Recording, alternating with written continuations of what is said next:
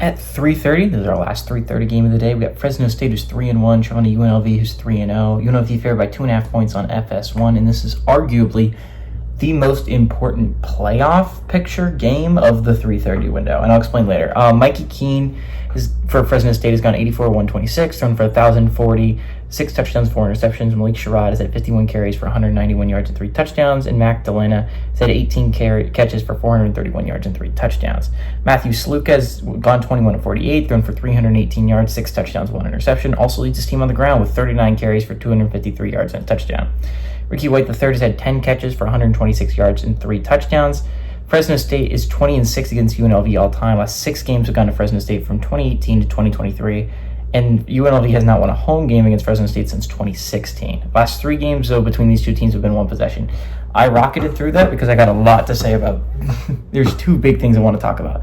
Number 1, I think this is the most important playoff picture-wise of the 3:30 window. I know there's bigger games going on, like Louisville, Notre Dame's going to get a lot more attention. Oklahoma, Auburn, Wisconsin, USC, Arkansas, A&M, even Colorado, UCF. These are much higher billing games. But I think playoff picture-wise, UNLV is the front runner, right? Like if we're talking about, we're looking at 6 I think there are 5 undefeated group of 5 teams. I think there are 6 teams in the group of 5 that are legitimately competing for a spot in the playoffs, right? And if we're talking about the undefeateds, right, you got Navy and Army. They both play Notre Dame. They'll likely lose their undefeated season there. You have Liberty, you have James Madison, you have UNLV. UNLV is in the Mountain West. If they win out, I think they're in the playoffs. The Mountain West is the most competitive group of 5 conference, and if you can finish that with an undefeated season, I think you're in the playoffs. But the important thing here is you're playing Fresno State, which a lot of people, if you're talking about a group of 5, if you're talking about the Mountain West, I think a lot of people are going to talk about UNLV, and I think a lot of people are going to talk about Boise State, and then San Jose State somewhere in there because they were undefeated until they lost in double overtime to a good Washington State team, and that's a really good solid squad there as well. A lot of people forgot about Fresno State because they played Michigan in week 1, and I stopped talking about them immediately after week 1, right? Because they have a loss. In group of 5 team, I stopped talking about them as soon as they get their first loss, right? But Fresno State has not lost since then. This is a good Fresno State team. Do I think they're as good as the other 3 teams I just mentioned? No, but I do think this is a good Fresno State team. On the other side of things, UNLV just lost their starting quarterback. Matthew Sluka is redshirting because of an NIL dispute.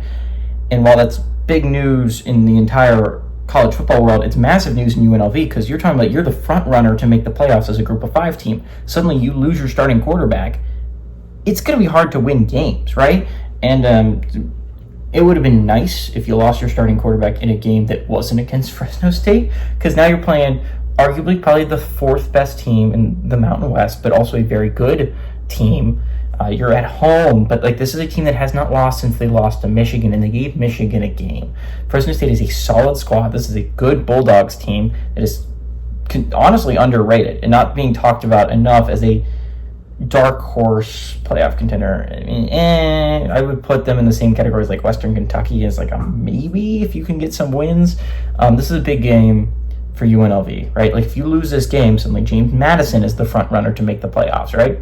So UNLV is a big game for them. I think they honestly lose it. I've been a big fan of UNLV. I've been watching them for a while. Again, they were coming off a bye week, so they had time to prepare, but no Sluka. I find it hard to believe without your leading passer and rusher that you're going to be able to beat a Fresno State team that I think is pretty solid all around. I like Fresno State to go on the road and pull off the upset and absolutely shake up the group of 5 playoff picture after it was shaken up in week 4.